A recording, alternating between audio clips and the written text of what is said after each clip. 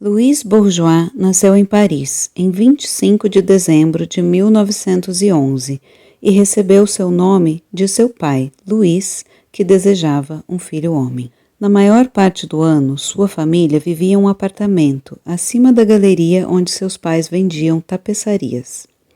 Os Bourgeois também tinham uma oficina no campo, onde passavam os fins de semana restaurando tapeçarias antigas. Assim, durante sua infância, Louise era recrutada com frequência para ajudar nesse trabalho, lavando, reparando, costurando e desenhando. A oficina era supervisionada pela sua mãe, Josephine, com quem Louise tinha muita proximidade. Mas foram as tensões, particularmente o fato de que a amante de seu pai, que também era tutora de Louise, residia com a família. Sua mãe sabia do romance, mas como muitas mulheres daquela época, decidiu ignorar o fato. Esses eventos, mais tarde, viriam a ser temas recorrentes na arte autobiográfica de Louise Bourgeois. No início da década de 30, Louise Bourgeois estudou matemática e filosofia na Sorbonne.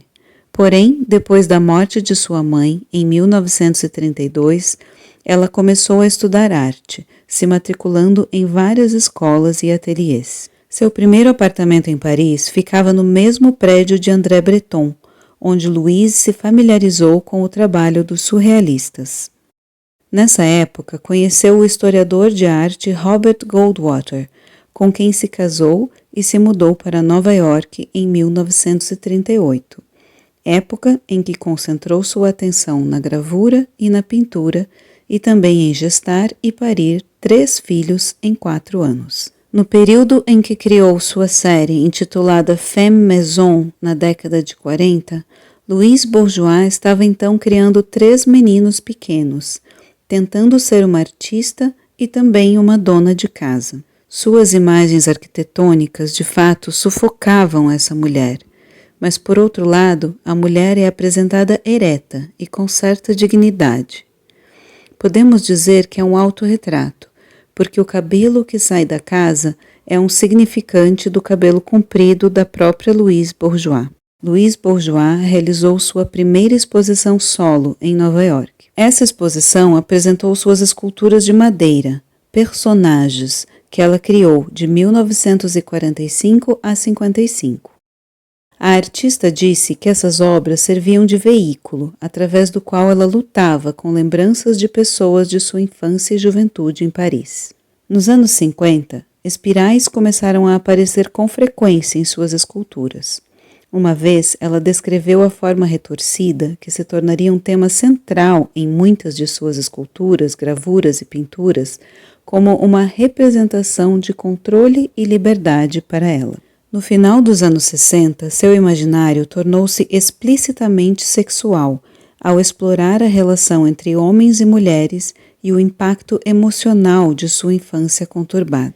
A artista começou a usar materiais como bronze, gesso e mármore na década de 60 para fazer esculturas baseadas na anatomia humana de membros e seios agenitais, principalmente relacionadas ao corpo feminino, como Filete, de 1968. O marido de Louise Bourgeois morreu em 1973, mesmo ano em que ela, aos 62 anos, começou a dar aulas em várias instituições de Nova York.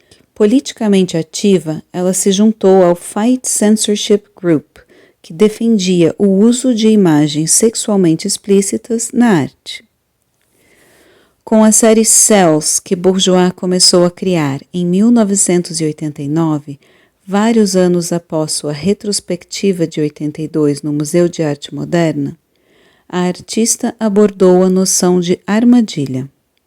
Ela formou barreiras impenetráveis com seus ambientes enjaulados, contendo esculturas e itens diversos, como móveis, tapeçarias e roupas. Aos 80 anos, a artista já havia experimentado formas aracnídeas em 2 desenhos a tinta e carvão feitos em 47. Mas sua série escultural levaria essas ideias a uma escala monumental.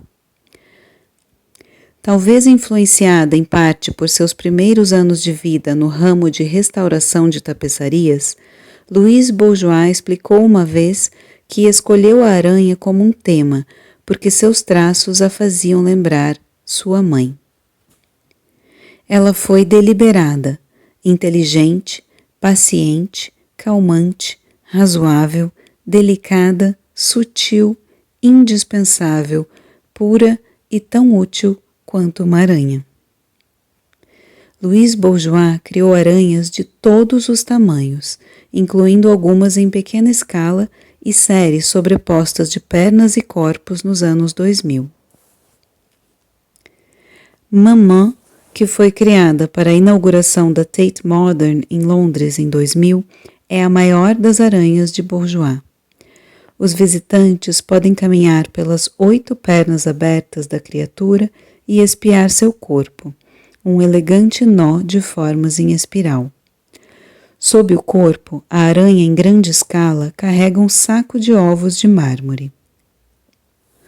Um dos 6 moldes de bronze da peça original foi agregado permanentemente à praça externa do Guggenheim, Bilbao, na Espanha.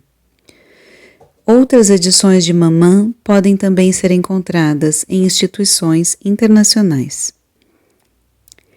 Apesar de ter rejeitado a ideia de que sua arte fosse feminista, o tema de Bourgeois era o feminino.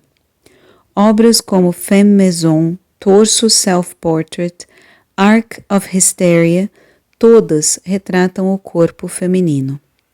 Ela foi citada para dizer: "Meu trabalho trata de problemas que são pré-gênero", escreveu ela. Por exemplo, o ciúme não é masculino e nem feminino. Com o avanço do feminismo, seu trabalho encontrou um público mais amplo. Apesar desta afirmação, em 1976, Femme Maison figurou à capa do livro From the Center, Feminist Essays on Women's Art, de Lucy Lippard, e tornou-se um ícone do movimento artístico feminista. Em uma obra das Guerrilla Girls, As Vantagens de Ser uma Mulher Artista, a frase que diz "saber que sua carreira vai acontecer depois dos 80" é uma referência a Louise Bourgeois, que teve seu trabalho reconhecido mais tarde na vida. Seus temas relacionados à infância, medos e angústias, assim como a maternidade e conceitos da psicanálise como a histeria, fazem de Louise Bourgeois uma referência no pensar do feminino na arte e também fonte de inspiração para muitas outras artistas mulheres que veremos a seguir. I transform hate into love. That's what makes me tick. The fate of the work is really to be destroyed. It is really what I want. I want to do the things and express my rage by breaking it. You understand that my dealer doesn't like that.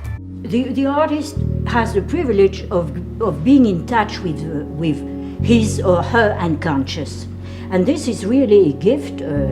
It is the definition of sanity. It is the definition of self-realization, right?